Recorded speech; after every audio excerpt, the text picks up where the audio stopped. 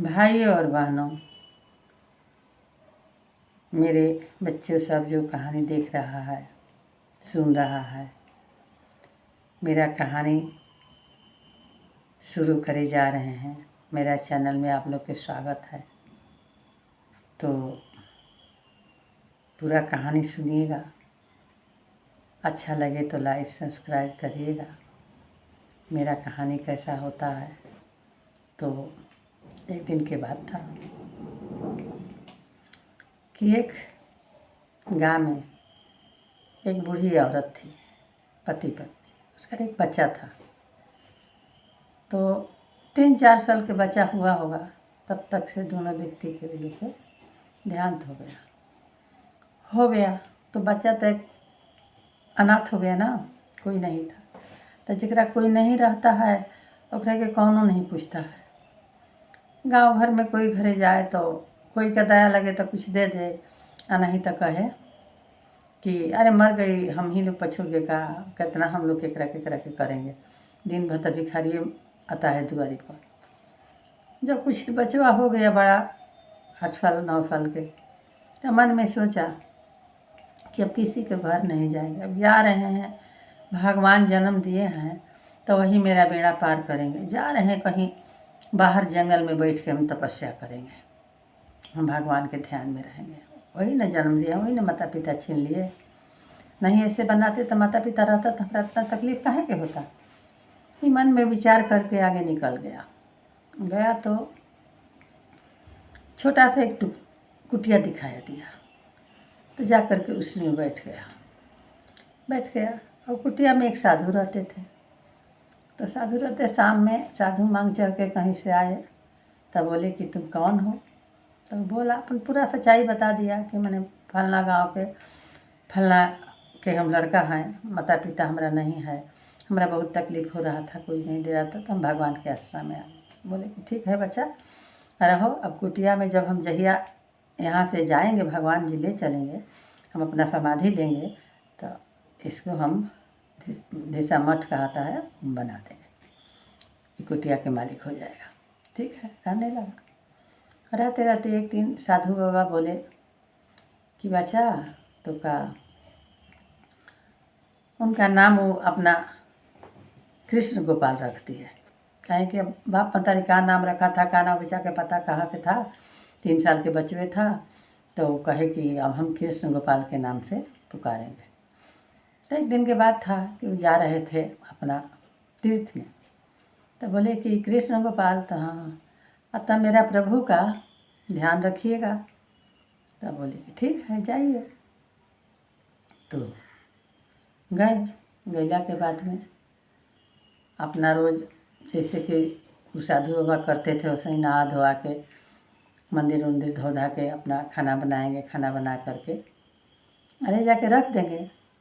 तो वो तो बेचारू भोग लगाते थे, ले आ करके खा जाते थे।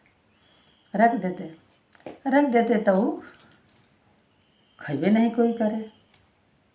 तो एक दिन 2 दिन ऐसे ही देखे और बेचारा रोज़ निकाल करके और खाना नहीं खाए तो अपनहु नहीं खाए, कुत्ता बिलार के दे दे। बोला कि जब आप नहीं खाइएगा तो फिर हम का खाएंगे, हम नहीं खाएंगे, कुत्ता बिलार के दे दे। तो क्या हुआ कि एक दिन खाना बना करके ले गए। तो वो दिन शायद कोई व्रत था, जैसे अष्टमी होगा चाहे सप्तमी, कोनो व्रत था, लेकिन भगवान के व्रत था। वहाँ ले गए, पूरा व्यंजन बना करके भगवान के आगे रख दिए और पर्दा लगा दिए और लगा करके दुआरी पर बैठ गए। बोले कि खाइएगा तो आवाज़ दीजिएगा तो हम हूँ, जो बचा होगा रहेगा जूठा काठा वो खा लिया। बैठल भर दिन बीत गया, भर रात बीत गया, कुछ आवाज़ ना। अब पर्दा लगाओ लो, सही बेचारा बैठले रह गया। तब भगवान सोचे कि तो बहुत हठी है, चलो इसको बोले नहीं तो मर जाएगा बिना खैले ही पियले। बोले कि हाँ, पर्दा के अंदर से हाँ हम खा लिए, ले जाओ। गया, नींद टूटा, गया देखा कि आधा खाना खाए हैं, आधा खाना रख दिया है। अब रोज़ के नियम था कि बना करके खाना दे, आधा खाना खास आधा खाना भगवान रख दे। तो आए अपना साधु बाबा घूम फिर के, बोले कि भगवान के हमरा अच्छा से पूजा पाठ करते थे। तो हाँ बाबा बहुत अच्छा से करते थे, फिर खाना बनाते थे। 2-1 दिन तक खाना नहीं खाए, सच्चाई बता दिया। और 2-1 दिन के बाद हम जब नहीं खा रहे थे, 2 दिन बीत गया, तो आधा खाना खा करके आधा बोल देते थे कि ले जाओ हम खा लिए, हमारा पेट भर गया। ऐसा होता था। तो हाँ, तो तू झूठ बोल रहा है। साधु बाबा खिसिया, इतना दिन से हम पूजा पाठ कर रहे हैं, सब कुछ कर रहे हैं, तो हो ही नहीं रहा था। तुम आधा खाना खाते हैं, आधा दे देते हैं, झूठ है। हम जब हमारे सामने करेगा तो ठीक है। वह अपना खाना बनाया, बना करके ले जाके रख दिया, बोला कि खा लीजिएगा तो आवाज़ दे दीजिएगा। तो बोले कि खा लिए, ले जाओ। तो आवाज़ साधु बाबा के नहीं सुनाया ये चीज़। गया तो देखा कि आधा खाना खाया हुआ है, आधा खाना रखल है। ले आया, कहा कि लीजिए बाबा, थोड़ा आप ले लीजिए, थोड़ा हम ले लें, खा लें। तो बोला कि तू झूठ बोल रहा है, फिर हम आज आवाज़ सुनबे नहीं किए तो कैसे हो गया? इतना दिन से पूजा किए, इतना हम पुजारी अच्छा है कि दिन रात माला करते हैं, करते हैं, तो 1 दिन में ऐसे हो गया? बोला कि नहीं। तो उस दिन जाके भगवान के आगे रोने लगा कि प्रभु मेरा लाज रखिए। एक तो माता पिता छीन लिए, दूसरे में आपको हम जब आश्रय लिए तो इस समस्या आके खड़ा हो गया, तो यहाँ से हम जाएंगे तब कहाँ जाएंगे? तो भगवान जाके प्रकट हो गए, बोले कि देखो साधु, तू अपना घमंड में पूजा करते हो, कि हम बहुत भारी भक्त हैं भगवान के, लेकिन नहीं, ये पूजा निस्वार्थ कर रहा था। इसको ये नहीं बुझा रहा था कि पत्थर की मूर्ति खाएगा नहीं, इसको ये अंदर में था कि नहीं, इसमें भगवान है, खाएंगे तभी हम खाएंगे।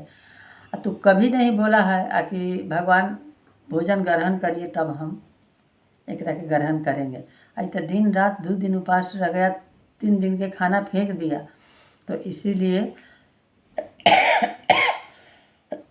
हम सच्चा दिल लोला से प्रेम करते हैं।